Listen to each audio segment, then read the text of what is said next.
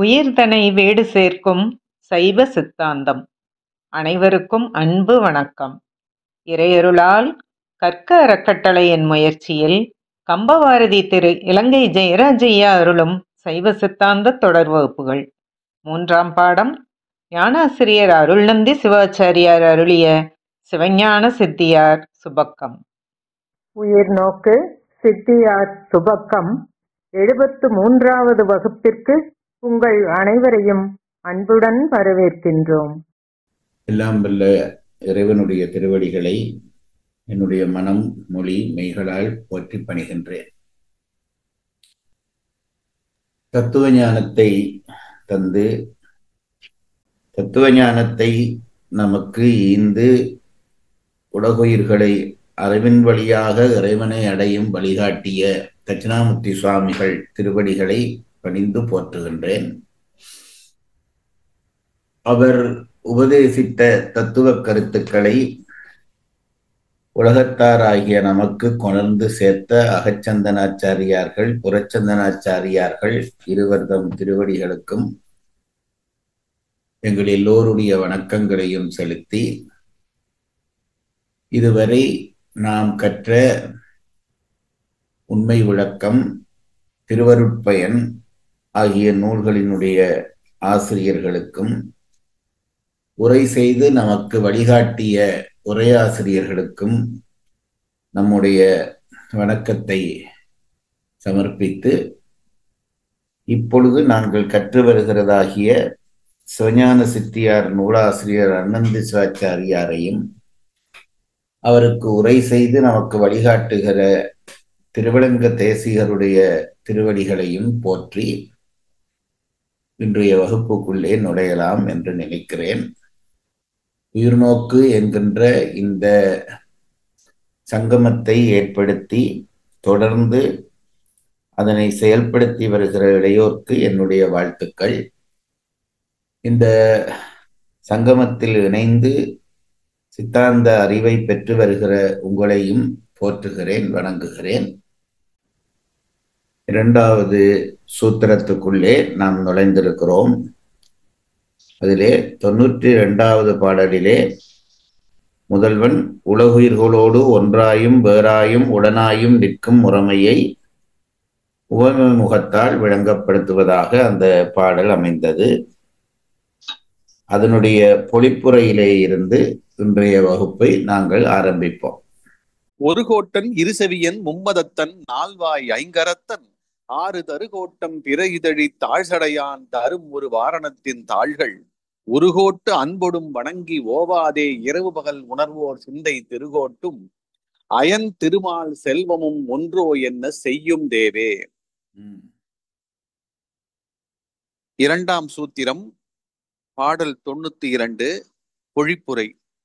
11 ஆன்மாக்கள் பல, அகர உயிர் உயிரெழுத்து மெய்யெழுத்துக்களோடு நிற்றல் போல முதல்வனும் இவ்வான்மாக்களாகிய சேதன பிரபஞ்சத்தோடும் அசேதன பிரபஞ்சத்தோடும் ஒன்றாயும் வேறாயும் உடனாயும் நிற்பன். பாடல் 92, பொழிப்புரை. 11 ஆன்மாக்கள் பல, அகர உயிர் உயிரெழுத்து மெய்யெழுத்துக்களோடு நிற்றல் போல முதல்வனும் இவ்வான்மாக்களாகிய சேதன பிரபஞ்சத்தோடும் அசேதன பிரபஞ்சத்தோடும் ஒன்றாயும் வேறாயும் உடனாயும் நிற்பன்.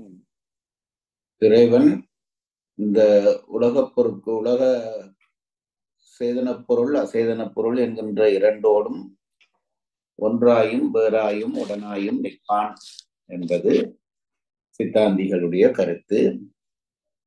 அதிலே அதை உவமையாலே சொல்ல வேண்டி இருக்கிறது.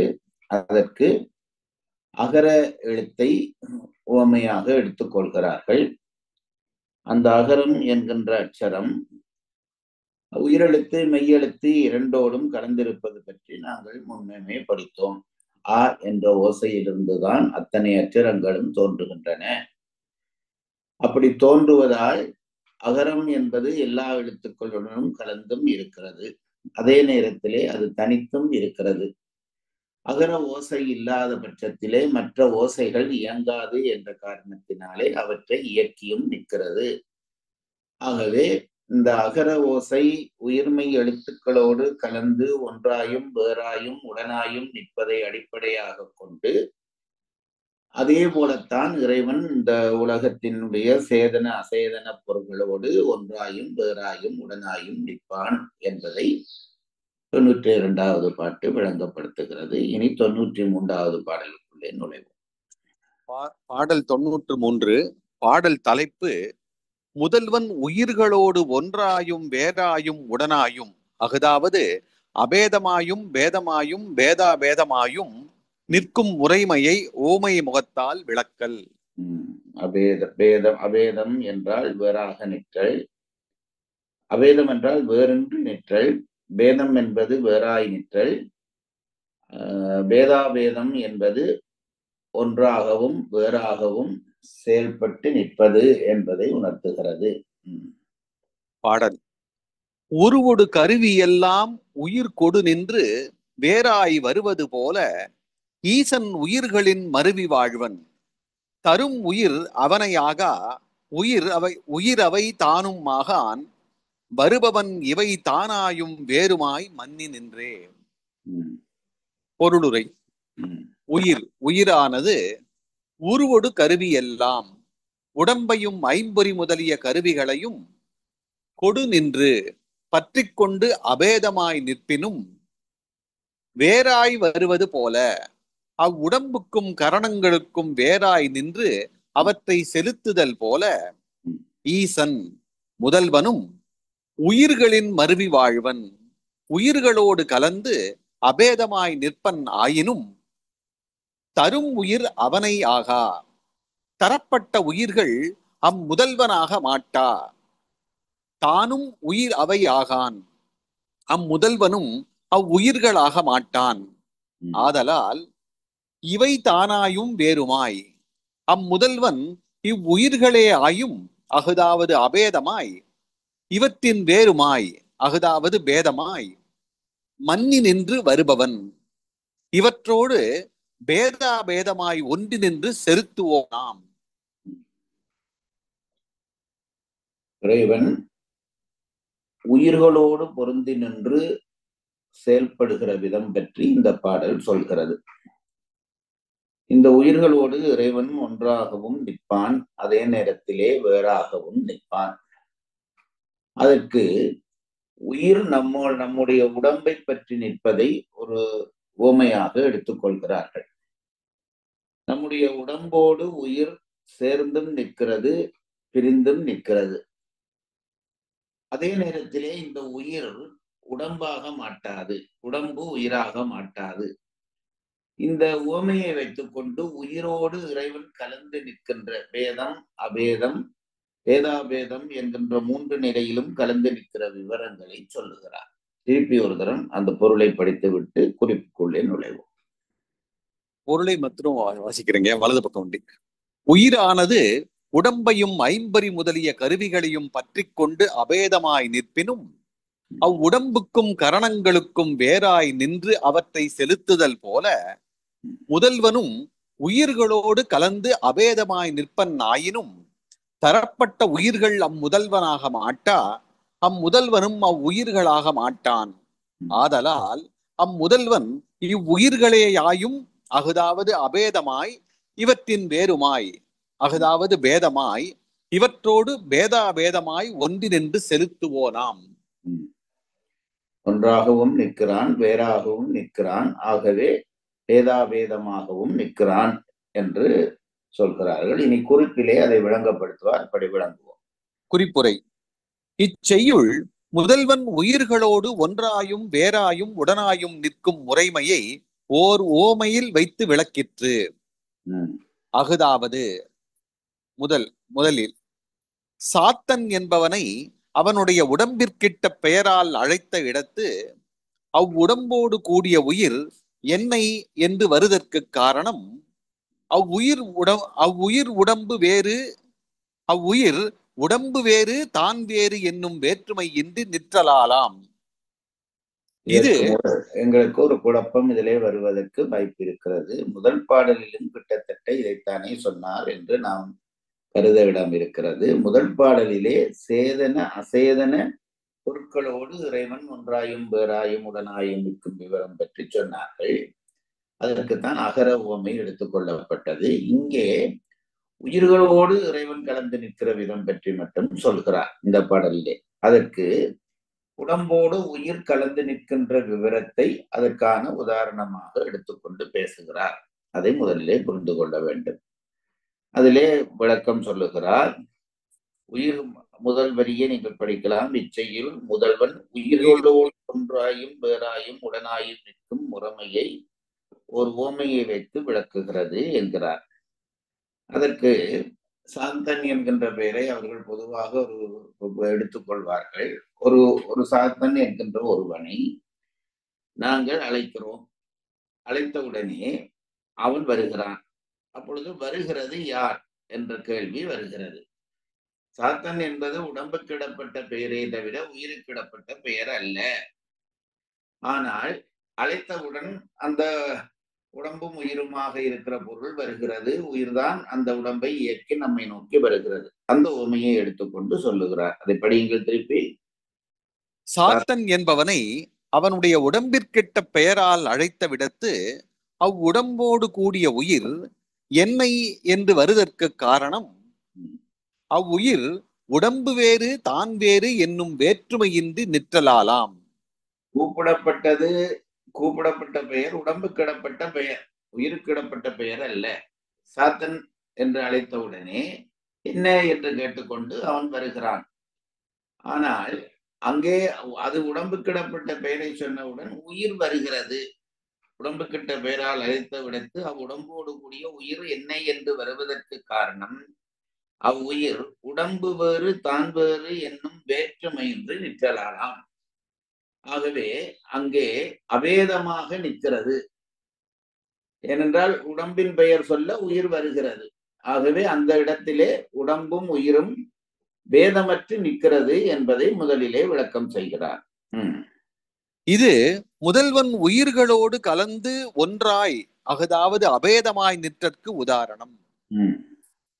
இரண்டாவது, இங்கனம் உயிர் உடம்போடு கலந்து நிற்பினும் உயிர் உயிரே உடம்பு உடம்பே. உயிர் உடம்பாக மாட்டாது, உடம்பு உயிராக மாட்டாது. இது முதல்வனும் உயிர்களும் அபேதமாய் நிற்பினும் முதல்வன் வேறு உயிர்கள் வேறு, அதாவது பேதம் என்பதற்கு உதாரணம். முதலிலே உடம்பின் பெயரை சொல்ல உயிரும் சேர்ந்து வருகிறது. ஆகவே அங்கே பேதமற்ற நிலை, அபேத நிலை இருக்கிறது என்று சொன்னார். ஆனால் உடம்பை பெயரை சொன்ன உயிர் வருகிறது என்பதற்காக உடம்பு உயிராகுமா உயிர் உடம்பாகுமா என்று கேட்டால் ரெண்டும் ஆகாது. அது வேறு இது வேறு. ஏனென்றால் உடம்பை விட்டு உயிர் பிரிந்த பிறகு பெயர் சொல்லி அழைத்தால் உடம்பு வருவதில்லை. ஆகவே அது வேறாக இருக்கிறது, இது வேறாக இருக்கிறது என்று தெரிகிறது. முதலிலே அபேதமாக நின்ற உயிர் தன்மையை விளக்கியவர் பிறகு சொல்லுகிறார், அப்படி அல்ல, உயிர் வேறு உடம்பு வேறு, உயிர் உடம்பாகாது உடம்பு உயிராகாது என்று சொல்லி பேத நிலையை உணர்த்துகிறார். இது முதல்வனும் உயிர்களும் அபேதமாய் நிற்பினும் முதல்வன் வேறு உயிர்கள் வேறு என்பதற்கு உதாரணம். மூன்றாவது, உயிர் உடம்போடு ஒற்றித்து நின்று அதனை இயக்கினால் அன்றி உடம்பு இயங்க மாட்டாதவாறு போல முதல்வன் உயிரோடு ஒற்றித்து நின்று அதனை இயக்கினால் அன்றி உயிர் இயங்காதாம். இது முதல்வன் உயிர்களோடு உடனாய் அதாவது பேதாபேதமாய் நிற்றற்கு உதாரணம்.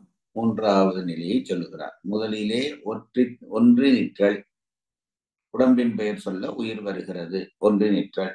இரண்டாவது சொல்கிறார், ஒன்றி வருகிறது என்பதற்காக உடம்பும் உயிரும் ஒன்றா என்றால் அப்படி இல்லை. உயிர் விரிந்த பிறகு உடம்புக்கு அந்த சக்தி இல்லை.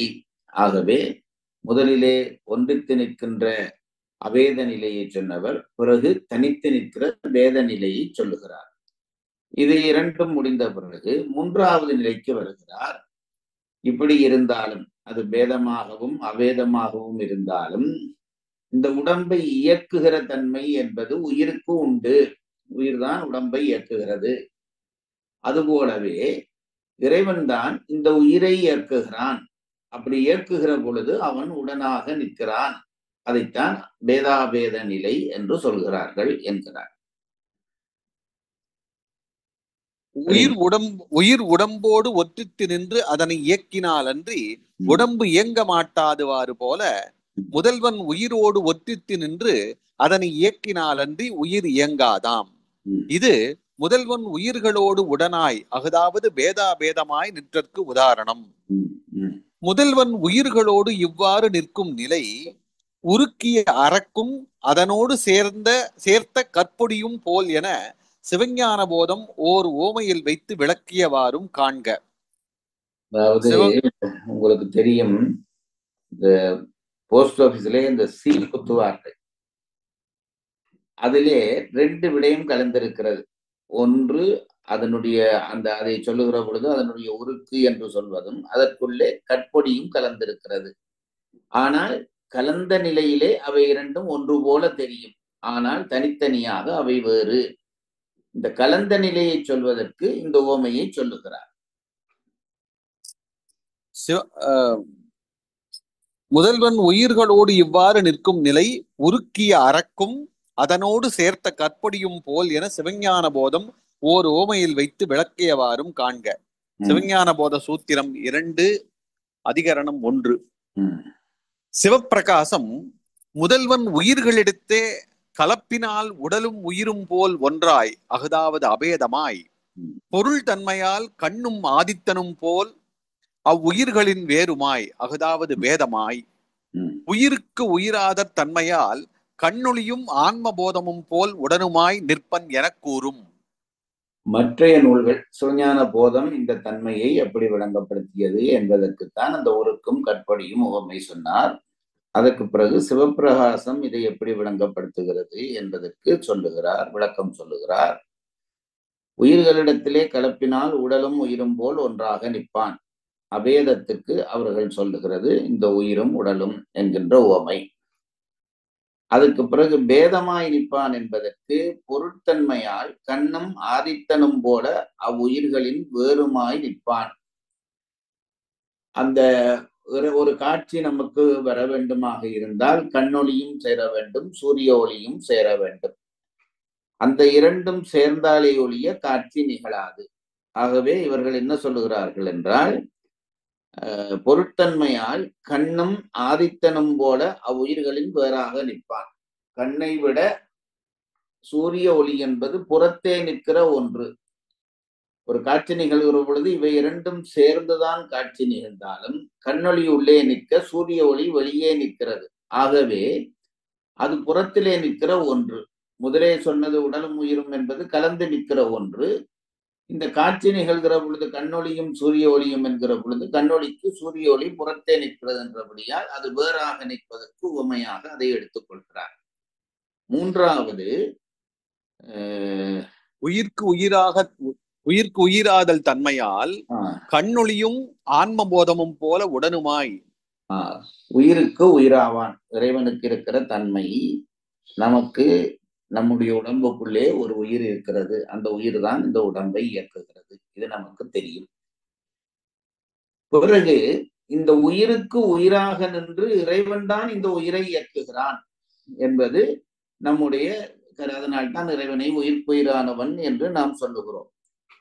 ஆகவே உயிருக்கு உயிராக நிற்கிற இறைவன் பொருட்தன்மையால் கண்ணும் ஆதித்தனும் போல் அவ்வுயிர்கள் வேறுமாய் நிற்கின்ற அந்த இறைவன் உயிர்க்கு உயிராதல் தன்மையால் கண்ணொளியும் ஆன்ம போதமும் போல. கண் காட்சி வர வேண்டுமானால் முதலிலே சூரிய ஒளியும் கண்ணொளியும் சேர வேண்டும் என்று சொன்னோம். சூரிய ஒளியும் கண்ணொளியும் சேர்ந்தாலும் காட்சி நிகழாது. அது என்ன செய்ய வேண்டும்? ஆன்ம அறிவு கண்ணொளியோடு கலந்தால்தான் காட்சி நிகழும். இப்போ சூரிய ஒளி கண்ணொளியோடு சேர்ந்த உடனே காட்சி நிகழும் என்றால் உயிரற்ற ஒரு சடலத்திலேயும் காட்சி நிகழ வேண்டும். அப்படி நிகழ்வதில்லை. ஆகவே கண்ணொளியும் சூரிய ஒளியும் காட்சிக்கு காரணமாக இருந்தாலும் ஆன்ம அறிவும், அதான் ஆன்ம போதம் என்கிறார்கள். உங்களுக்கு போதம் என்ற சொல்லுக்கு அறிவு என்ற அர்த்தம். சிவஞான போதம் என்றால் சிவஞானத்தை தருகிறதாகிய அறிவு என்ற அர்த்தம். ஆகவே ஆன்ம அறிவும் கலந்தால்தான் அந்த காட்சி நிகழும். அதை உவமையாக எடுத்துக்கொள்கிறார். அதை படியுங்கள். மூன்றாவது, உயிர்க்குயிராதர் தன்மையால் கண்ணொளியும் ஆன்மபோதமும் போல உடனுமாய் நிற்பன் எனக் கூறும். வேதம் அவேதம் சொல்லி உடனுமாக இயக்கி நிற்பது. கண்ணொளியும் சூரிய ஒளியும் இருந்தாலும் ஆன்ம அறிவு சேர்ந்தால்தான் அவை காட்சியாக மாறும். ஆகவே அந்த காட்சியாக மாறுவதற்கு இயக்கம் தருவது ஆன்மபோதம் என்பதை வைத்துக்கொண்டு, அதுபோலத்தான் இறைவன் இந்த உயிர்களை இயக்கி நிற்கிற தன்மைக்கு அது உதாரணம் என்று சொல்லுகிறார். சிவப்பிரகாசம் முதல்வன் உயிர்களிடத்தே கலப்பினால் உடலும் உயிரும் போல் ஒன்றாய், அஃதாவது அபேதமாய், பொருள் தன்மையால் கண்ணும் ஆதித்தனும் போல் அவ்வுயிர்களின் வேறுமாய், அஃதாவது பேதமாய், உயிர்க்கு உயிராதல் தன்மையால் கண்ணொளியும் ஆன்மபோதமும் போல உடனுமாய் நிற்பன் எனக் கூறும். மேற்கோள் பாடல் சிவப்பிரகாசம் செய்யுள் 7. இங்கனம் கூறியதனால் முதல்வனும் உயிர்களும் பொன்னும் பணியும் போல அபேதமாம் என்னும் மாயாவாதிகளும், ஒளியும் இருளும் போல பேதமாம் என்னும் மாத்துவரும், சொல்லும் பொருளும் போல பேதாபேதமாம் என்னும் பாஞ்சராத்திரிகளும் மறுக்கப்பட்டனர். 3 தத்துவக்காரர்களுடைய கருத்தை இந்த சித்தாந்திகள் மறுக்கிறார்கள்.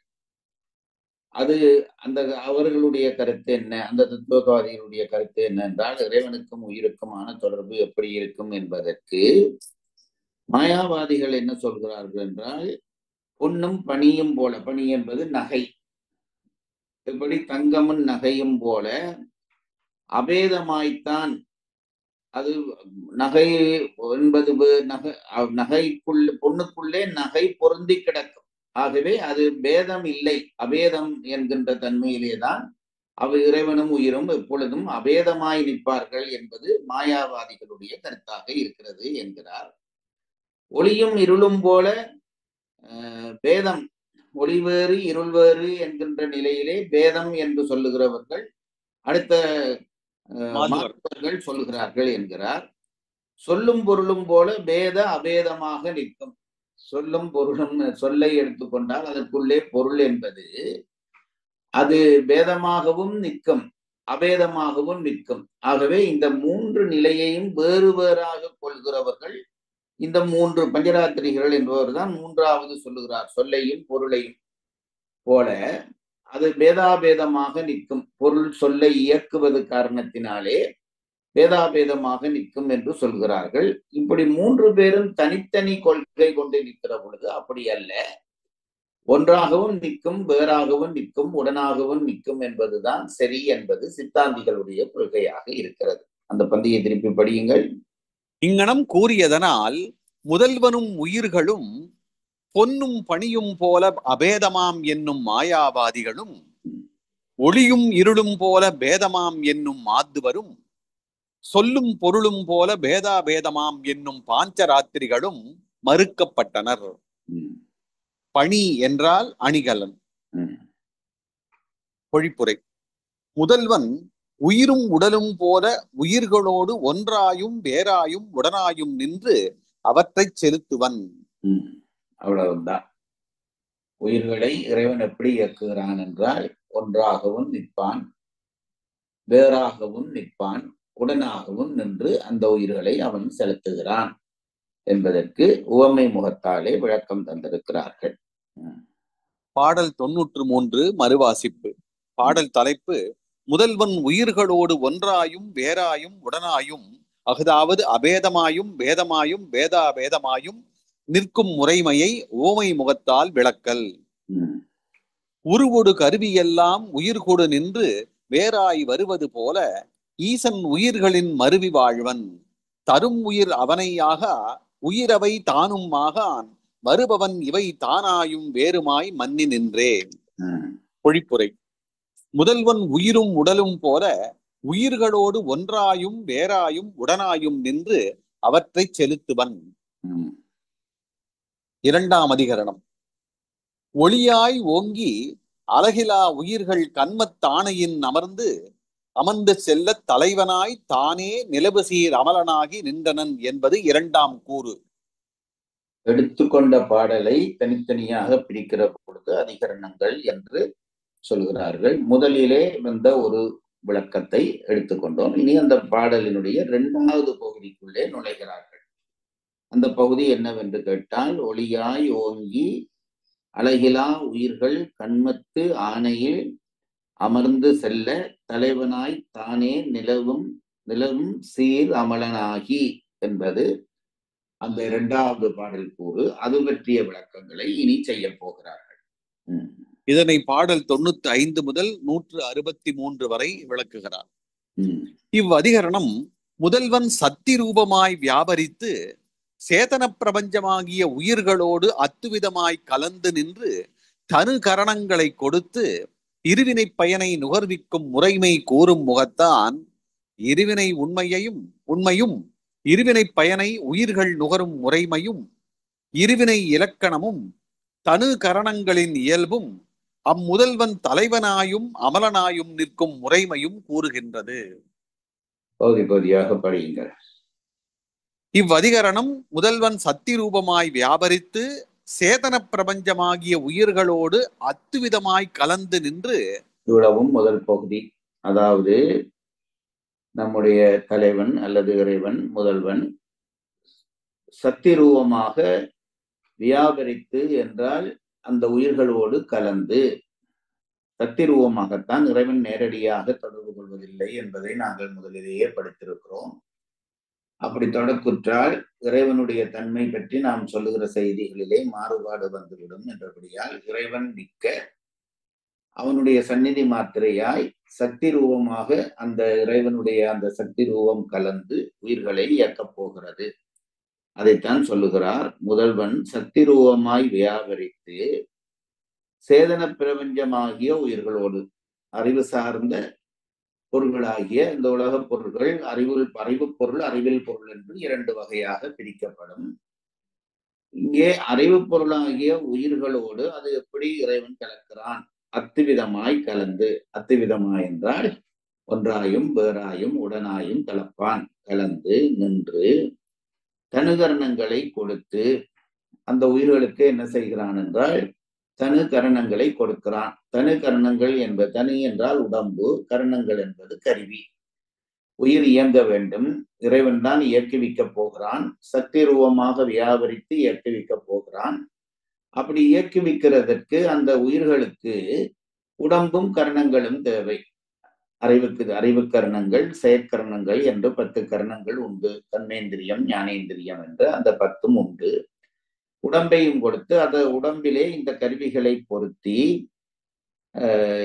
இந்த இருவினை பயனை நுகர்விக்கும் முறைமை கூறுமுகத்தான். இதையெல்லாம் ஏன் இறைவன் செய்கிறான்? சக்தி ரூபமாக உயிர்களிலே வியாபித்து அவற்றுக்கு தனுகரணங்களை கொடுத்து அவற்றை இயக்குவதனுடைய காரணம் என்ன என்று கேட்டால் அது இருவினை பயனை நுகர்விக்கும் முறைமையை கூறுமுகத்தான்.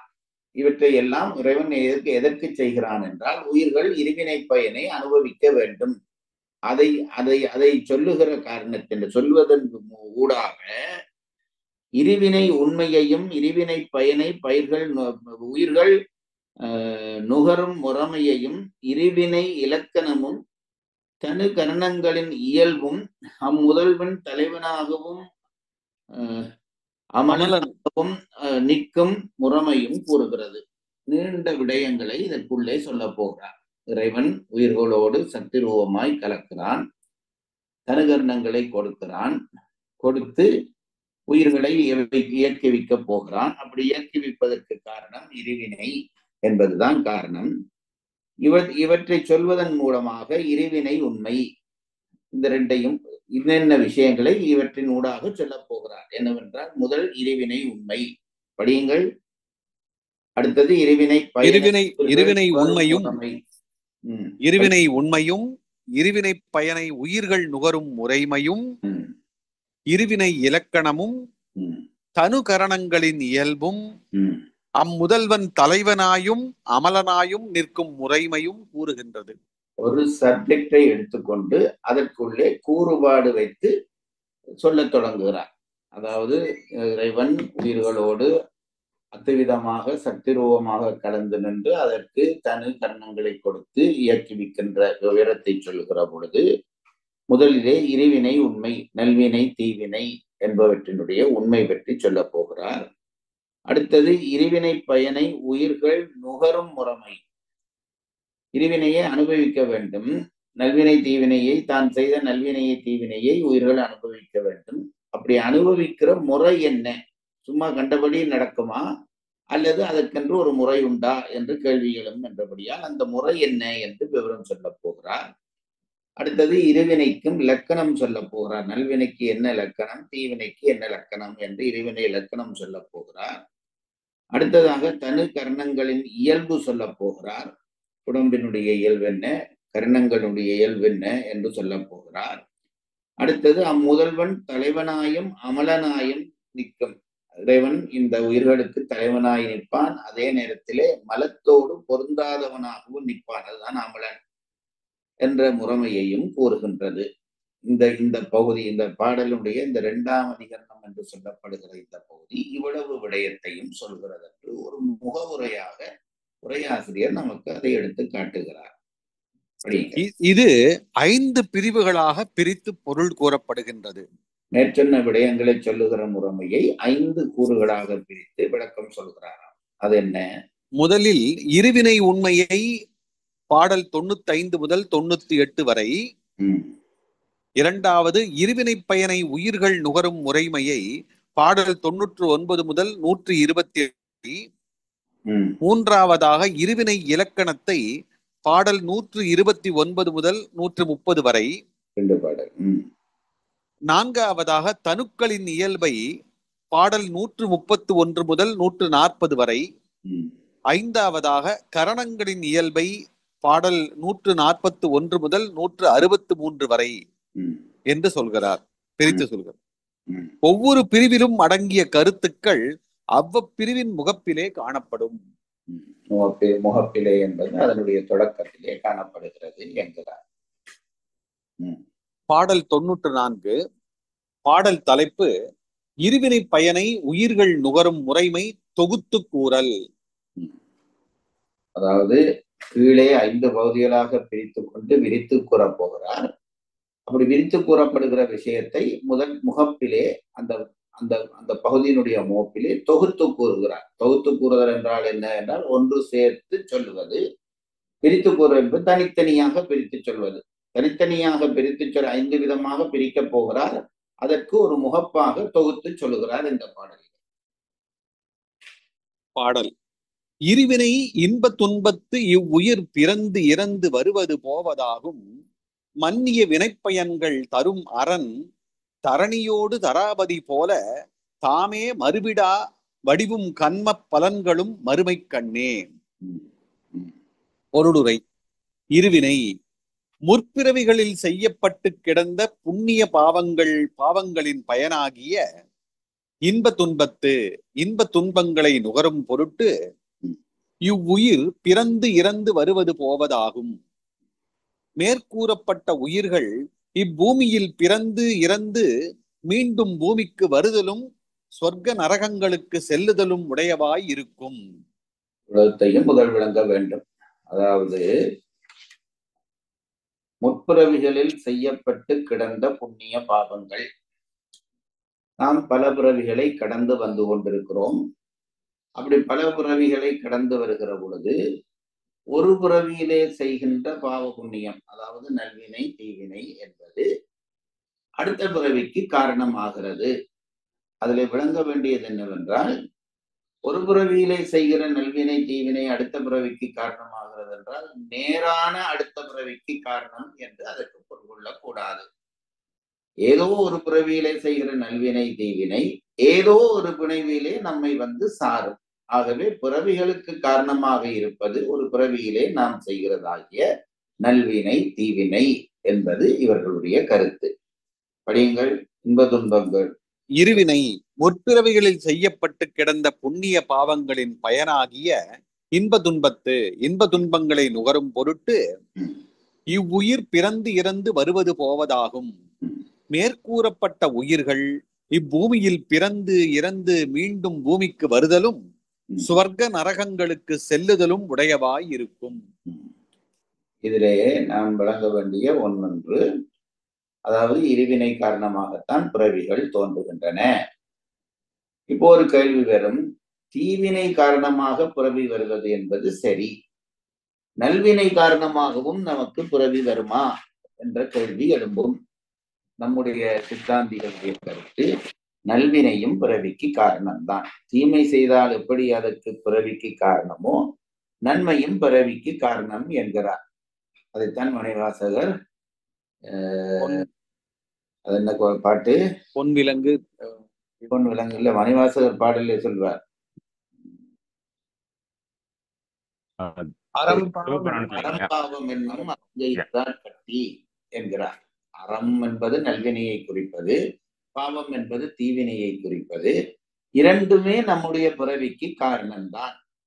ஆகவே இந்த இரண்டை நான் நல்வினை செய்தாலும் அதை அனுபவிக்க பிறக்க வேண்டும், தீவினை செய்தாலும் அதை அனுபவிக்க பிறக்க வேண்டும். அந்த அனுபவங்கள் பிறக்கிற பொழுது பூமியிலே வந்து பிறத்தலும், பிறகு அந்த நல்வினை தீவினைகளுடைய பெரும்பகுதியை தீர்ப்பதற்காக சொர்க்கத்துக்கோ நரகத்துக்கோ போவது. கடவுள் அப்படியும் ஒரு கருணை செய்து வைத்திருக்கிறார். சொர்க்க நரகம் என்பது என்னவென்று கேட்டால், பெரும்பகுதியை அங்கே போய் தீர்த்து விடுவது. பாவம் என்றாலும் சரி, சொர்க்கத்துக்கு போனால் பேரின்பங்களை அனுபவித்து அதனுடன் நாம் பெற்ற அந்த நல்வினை அனுபவங்களை பெருமளவில் குறைக்க உதவும். நரகமும் அதுபோல பெரும் பாவங்களை அனுபவிக்க செய்து நாம் செய்த தீவினையுடைய தன்மையை குறைக்க பண்ணும். ஆகவே இந்த பிறவி என்பது நாம் வந்து கீழே பிறப்பதும் சொர்க்க நரகங்களை அடைவதுமாக நம்மை நோக்கி செயற்பட்டு வருகிறது என்கிறார். அதை படியுங்கள். முற்பிறவிகளில் செய்யப்பட்டு கிடந்த புண்ணிய பாவங்களின் பயனாகிய இன்ப துன்பங்களை நுகரும் பொருட்டு மேற்கூறப்பட்ட உயிர்கள் இப்பூமியில் பிறந்து இறந்து மீண்டும் பூமிக்கு வருதலும் சொர்க்க நரகங்களுக்கு செல்லுதலும் உடையவாய் இருக்கும். சொர்க்க நரகங்களுக்கு செல்வது, இங்கே பிறந்ததற்கும் அதே நேரத்திலே சொர்க்க நரகத்துக்கும் சென்று வரும். மன்னிய வினைப்பயன்கள் தரணியோடு தராபதி போல அவ்வாறு நிலை பெற்றுள்ள புண்ணிய பாவங்களின் பயன்களை மருத்துவனும் அரசனும் போல அரண் தரும் முதல்வன் தனது ஆணையால் கூட்டுவன். எப்படி ஒரு மருத்துவன் மருந்து தந்து நோயை நீக்குவானோ அதுபோலவும், ஒரு அரசன் கட்டளையிட்டு உயிர்களை இயக்குவானோ அதுபோலவும், மருத்துவனும் அரசனும் போல அரண் தரும் முதல்வன் தனது ஆணையால் கூட்டுவான். இந்த செயற்பாடுகளை செய்வதற்கு நமக்கு வழிகாட்டுபவனாக இருக்கிறவன் இறைவன். அவன் எப்படி ஒரு வைத்தியன் போல இருந்து நோயை நீக்குவதற்கு துணை செய்வானோ, ஒரு அரசனை போல இருந்து நம்மை இயக்குவதற்கு துணை செய்வானோ அப்படி இருப்பான் என்று சொல்லுகிறார். கண்ம பலன்களும் வடிவும் தாமே மறுமைக்கண் மறுவிடா. இவ்வாறன்றி புண்ணிய பாவங்களின் பயனும் அதனை அனுபவித்தற்கு வேண்டப்படும் உடலும் தாமாக மறுபிறவைகளில் வந்து உயிர்களை பொருந்தா. இது மிக முக்கியமான ஒன்று. நாம் செய்த நல்வினை தீவினைகளை இறைவன் கூட்டத்தான் உயிர் பெற்றுக்கொள்ளும். நாங்கள் தத்துவம் படிக்கிற பொழுது நியதி என்று ஒரு தத்துவம் படித்தோம். அதாவது இதுதான் இந்த பிறவிக்கு இவ்வளவுதான் அனுபவத்துக்குரியது என்று நியமிக்கப்படுகிறது. யாரால் நியமிக்கப்படுகிறது என்றால் இறைவனால் நியமிக்கப்படுகிறது. ஆகவே இறைவன் கூட்டினாலன்றி கர்ம பயம் வந்து தானாக எம்மை கூடும் என்று சொல்வது பிழை. ஏனென்றால் இறைவன் நமக்கு ஒரு உபகாரம் செய்கிறான். ஒரு உயிர் ஒரு பிறவியிலே வரப்போகிறது. அது செய்த நல்வினை தீவினைகள் மலை போல குவிந்து கிடக்கிறது. இந்த வினைகள் தாம் இல்லாமல் போக வேண்டும் என்பதற்காக உயிர்களிடம் வந்து அனுபவத்திற்காக வருகிறது. தானாக வரும் என்றால் அந்த நல்வினை தீவினை எல்லாம் குவிந்து வந்து ஒரு உயிரிலே கொட்டப்பட்டு கிடந்து அந்த உயிரை அலக்களித்து விடும். அதனாலே உயிர் ரொம்ப களைத்து போய்விடும். ஆகவே இறைவன் என்ன செய்கிறான்? கருணையோடு அது அது செய்ததாகிய நல்வினை தீவினைகளிலே ஒரு பகுதியை எடுத்து அதை ஒரு பிறவியிலே கூட்டி அதற்கான ஒரு காலம் நியமித்து, இந்த பிறவியிலே இவ்வளவு காலத்துக்குள்ளே இதை அனுபவித்து வா என்று அதை அனுபவிக்க செய்கிறான். அதுதான் இறைவன் செய்கிற உபகாரம். நல்வினை தீவினை தானாக வந்து சேரும் என்றால் அது எப்படி வந்து சேரும் என்று ஒரு அளவில்லாமல் போய்விடும். அப்படி இல்லாமல் இறைவன் என்ன செய்கிறான் என்றால், அது செய்த நல்வினை, அவன் நல்வினை தீவினையைத்தான் தொகுத்து தருவான். அது செய்த நல்வினை தீவினையைத்தான் தொகுத்து தருவான். அதற்குள்ளே அவனுடைய வேலைப்பாடு ஒன்றும் இருக்காது. ஆனால் ஒரு பிறவியிலே இவ்வளவத்தையும் அனுபவித்து விட்டு வா என்று வகுத்து கொடுப்பதிலே மட்டும் இறைவன் பங்கேற்றுக் கொள்வான் என்கிறார்கள். பொருளுரை பொழிப்பாக முற்பிறவிகளில் செய்யப்பட்டு கிடந்த புண்ணிய பாவங்களின் பயனாகிய இன்ப துன்பங்களை நுகரும் பொருட்டு மேற்கூறப்பட்ட உயிர்கள் இப்பூமியில் பிறந்து இறந்து மீண்டும் பூமிக்கு வருதலும் ஸ்வர்க்க நரகங்களுக்கு செல்லுதலும் உடையவாயிருக்கும். அவ்வாறு நிலை பெற்றுள்ள புண்ணிய பாவங்களின் பயன்களை மருத்துவனும் அரசனும் போல முதல்வன் தனது ஆணையால் கூட்டுவன். இவ்வாறன்றி புண்ணிய பாவங்களின் பயனும் அதனை அனுபவித்தற்கு வேண்டப்படும் உடலும் தாமாக மறுபிறவைகளில் வந்து உயிர்களை பொருந்தா. குறிப்புரை. இருவினை கன்மம் கன்மம் மனம் வாக்கு காயங்களினால் செய்யப்படுவது. வினை என்ற சொல்லுக்கு அர்த்தம் சொல்லுகிறார். வினை என்பது செய்யப்படுவது, அதைத்தான் கன்மம் என்கிறோம். கர்மம் என்கின்ற சொல் நாம் பாவிக்கிற சொல்லுடைய வட சொல் கூறு கன்மம். அதனால்தான் கர்மபீடம் என்று சொல்வதுமே செயல்படுகிற இடம். ஆகவே கர்மம் என்பது செயல். இருவினை என்பது கன்மத்தை குறிக்கிறது. நல்வினை தீவினை என்கின்ற இரண்டு செயல்களையும் குறிக்கிற சொல்லாக இருக்கிறது. அதனால்தான் அதை கன்மம் என்கிறார். அதுதான் அந்த கன்மத்தை பற்றிய கருத்துக்கள் தான் இந்த பாடலிலே இருந்து நமக்கு விளங்கப்படுத்தப்பட போகின்றன. நமக்கென ஒரு கன்ம கொள்கை இருக்கிறது. இருவினை நல்வினை தீவினை எப்படி நம்மை வந்து சேரும், அது எப்படி அனுபவத்துக்கு வரும் என்பதான ஒரு கன்ம கொள்கை இருக்கிறது. அதைத்தான் இங்கே சொல்ல போகிறார். இருவினை என்பது கன்மம். கன்மம் என்பது நாம் செய்கிற செயல் என்பது நம்மிலே பல பேர் நினைக்கிறோம், நான் ஒருவனை அடித்தேன், நான் ஒருத்தனுக்கு பணம் கொடுத்தேன், இவைதான் கன்மமா என்றால் இல்லை. கன்மம் மூன்றினாலே நமக்கு வந்து சேரும் என்கிறார். மூன்று வழியாக நமக்கு வந்து சேரும். என்னவென்று கேட்டால், உடம்பால் செய்யப்படுகிற பொழுது கன்மம் வந்து சேரும், வாக்கினால் பேசப்படுகிற பொழுது கன்மம் வந்து சேரும், மனதினால் நினைக்கப்படுகிற பொழுதும் கன்மம் வந்து சேரும். உடம்பை அசைத்த அல்லது உடம்பை வைத்து செய்கிற செயல்களும் கன்மம் தான். அதுபோல வாக்கினால் செய்கிற, நீ போ, நீ ஒருவனை நான் கெட்ட வார்த்தையாக பேசுகிறேன், அவன் மனம் வருந்துகிறான், ஆகவே அங்கேயும் கன்மம் நிகழ்கிறது. அதுபோலவே எப்படி நான் ஒருவனுக்கு அடிக்கிற பொழுது அவனுக்கு வலித்து அவனுக்கு துன்பம் ஏற்படுகிறதோ, அதுபோல நான் பேசுகிற பொழுதும் ஒருவனுக்கு வலித்து துன்பம் ஏற்படும். அதுபோல எப்படி ஒருவனுக்கு நான் பொருளை கொடுத்து இன்பம் ஏற்படுத்துகிறேனோ, அது போல வார்த்தையாலும் ஒருவனுக்கு இன்பம் ஏற்படுத்தலாம். அதனால்தான் பாரதியார் அதுவும் மற்றவர் வாய்ச்சொல் அருளீர் என்றார். பொருளுள்ளவர் பொற்குவை தாரீர், அது அற்றவர் காசுகள் தாரீர், அதுவும் மற்றவர். அது பொற்குவை தருவதும் காசுகள் தருவதும் உடம்பினுடைய செயல். ஒன்றும் இல்லையா, வாய்ச்சொல் அருளீர் என்றார். வார்த்தையாலேயாவது நீ அவனை சந்தோஷப்படுத்து. ஆகவே வார்த்தையினுடைய செயல்களும் நம்முடைய கன்மத்துக்கு காரணமாகின்றன. இது ரெண்டு. ஒன்று உடலாலே செய்கிற செயல்களாலே வருகிற செயற்பாடுகள், வார்த்தையினாலே செய்யப்படுகிற செயற்பாடுகள். மூன்றாவது மனத்தினாலே செய்யப்படுகிற செயலையும் செயல் என்று எடுக்கிறார். அது ரொம்ப முக்கியமானது. என்னவென்று கேட்டால், மனத்தில் இருந்துதான் வார்த்தை பிறக்கிறது, மனத்தில் இருந்துதான் செயல் பிறக்கிறது. வார்த்தைக்கும் செயலுக்கும் காரணமாக இருப்பது மனம். ஆகவே மனத்தினால் செய்யப்படுகிற நன்மை தீன்மைகளும் நமக்கு கன்மமாக வந்து சேரும். அதுதான் திருவள்ளுவர் சொன்னார், மனத்தை சுத்தப்படுத்தி விட்டால் பிறகு அதற்கு மேலே அறம் தேவையில்லை என்றார். ஏனென்றால் மனத்திலிருந்துதான் வாக்கு பிறக்கிறது, மனத்திலிருந்துதான் செயல் பிறக்கிறது. ஆகவே மனத்தை நீ சுத்தப்படுத்தி விட்டால் மொத்த அறமும் உனக்கு வந்து விட்டது என்பதாகும் என்கிறார். மனத்தின்கண் மாசிலனாதல் அனைத்து அரண் என்றார். அப்போ வார்த்தையாலையும் செயலாலும் செய்கிற அறங்கள் எல்லாம் என்னவென்றால் அது ஆகுல நீரபுரை என்றார். அது சும்மா ஆரவாரத்தன்மையாக செய்வது. உண்மையான அறம் என்பது மனத்தின் கண் பிறப்பது என்கிறார். ஆகவே உடம்பால் செய்வது, வாக்கினால் செய்வது, மனத்தினால் செய்வது என்று கன்மம் மூன்று வகைப்படும் என்கிறார். இருவினை என்றால் கன்மம் மனம் வாக்கு காயங்களினால் செய்யப்படுவது. அப்பொழுது அஃது ஆகாமியம் எனப்படும். அப்படி செயல்படுகிற பொழுது அந்த கன்மத்துக்கு என்ன பெயர் என்றால் ஆகாமியம். அதை எப்படி நீங்கள் எடுத்துக்கொள்ள வேண்டும் என்றால், குறித்த ஒரு பிறவிக்கு வந்து விட்டோம். இந்த பிறவியிலே நான் மனதினாலே கன்மம் செய்கிறேன், வாக்கினாலே கன்மம் செய்கிறேன், செயலினாலே கன்மம் செய்கிறேன். செய்கிறேன் என்றால் நான் நினைந்து செய்கிறேன் என்று அர்த்தம். அப்படி செய்கிற பொழுது அது ஆகாமிய வினையாக மாறிவிடும். நம்முடைய ஏதாவது செய்த வினைக்கான பிரதிபலிப்பு நம்மிலே ஏற்படுகிற பொழுது விருப்பு வெறுப்பற்று அதை அனுபவித்து விட்டோமானால் அது அது பழைய வினையை தீர்த்ததாகும், சஞ்சித வினையை தீர்த்ததாகும்.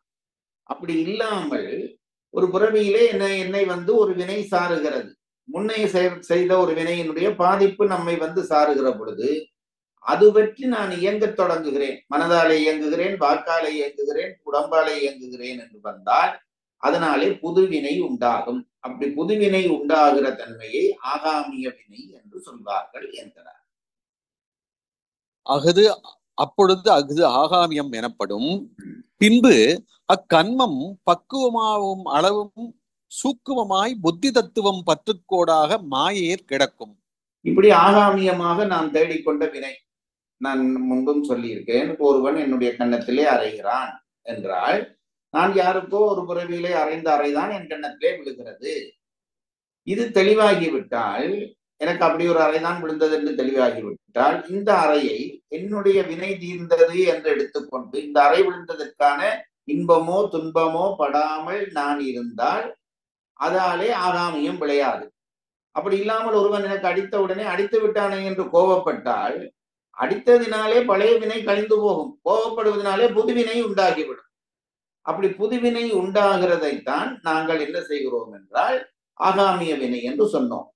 இந்த ஆகாமிய வினையெல்லாம், புதிதாக உண்டாகிற வினையெல்லாம் போய் எங்கே சேரும் என்றால் புத்தி தத்துவத்திலே. நீங்கள் 36 தத்துவத்திலே தத்துவம் படிக்கிற பொழுது புத்தி தத்துவம் படித்திருக்கிறீர்கள். புத்தி தத்துவத்திலே போய் சேர்ந்து கிடக்கும் என்கிறார். சூக்குமமாய் சேர்ந்து கிடக்கும் என்றால் இந்த வினைகள் எல்லாம் எங்கே குவிந்து கிடக்குது என்றால் புத்தி தத்துவத்திலே போய் குவிந்து கிடக்கிறது என்கிறார். படியுங்கள். பின்பு அக்கண்மம் பக்குவமாகவும் அளவும் சூக்குமமாய் புத்தி தத்துவம் பற்றுக்கோடாக மாயையில் கிடக்கும். மாயையிலே கிடக்கும். புத்தி தத்துவம் தான் பற்றுக்கோடு, கிடக்கிற இடம் மாயை. அப்பொழுது அது புண்ணிய பாவங்கள் எனவும் சஞ்சிதம் எனவும் படும். இங்கே நான் செய்த ஆகாமிய வினை அங்கே போய் சேருகிற பொழுது புண்ணிய வினையாகவும் பாவ வினையாகவும் சேரும். அதுதான் மொத்த வினைகளினுடைய கூட்டு. அந்த கூட்டுக்கு சஞ்சித வினை என்று பெயர் என்கிறார். இப்புண்ணிய பாவங்களின் பயனாக இன்ப துன்பங்களை தரும் பொழுது அது பிராரத்தம் எனப்படும்.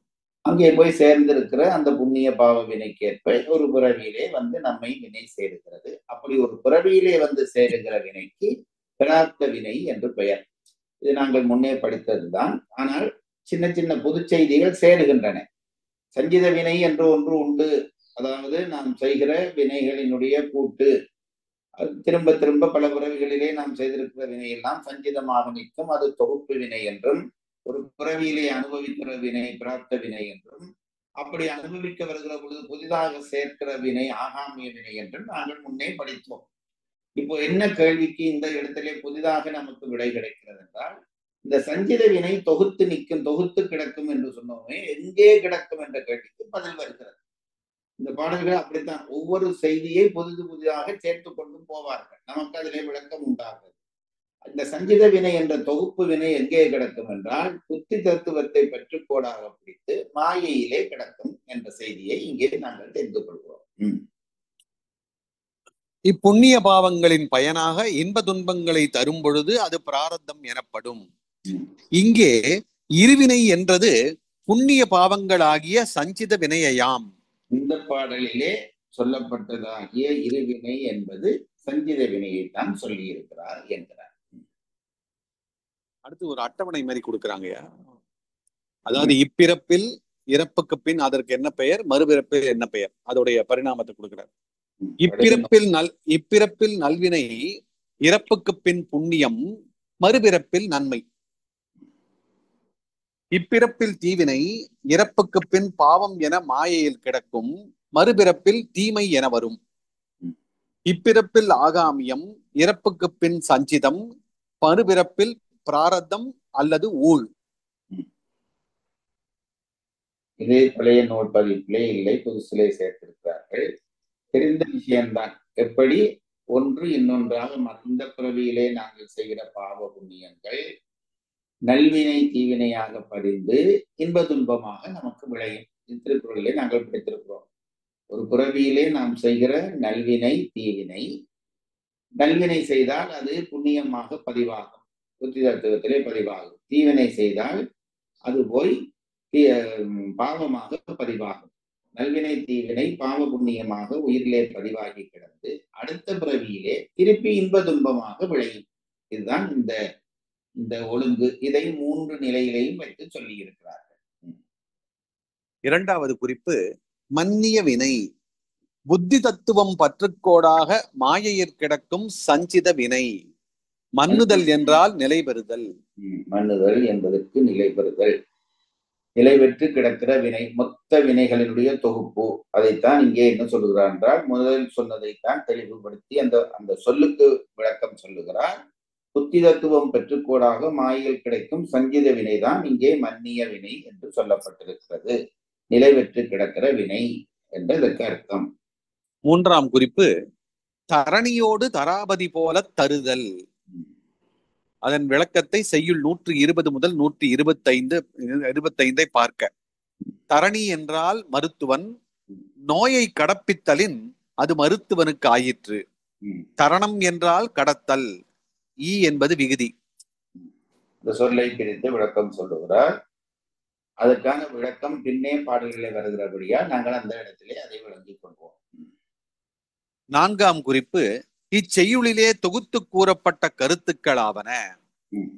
முதல், வினைப்பயனை நுகர்தற் பொருட்டு உயிர்கள் உடல்களை பொருந்தி இப்பூமியில் பிறந்து இறந்து மீண்டும் இப்பூமிக்கு வருவதும் சொர்க்க நரகங்களுக்கு செல்லுவதுமாய் இருக்கும். இரண்டாவது கருத்து, வினைப்பயனை அரண் தரும். வடிவும் கண்ம பலன்களும் தாமே மறுவிடா.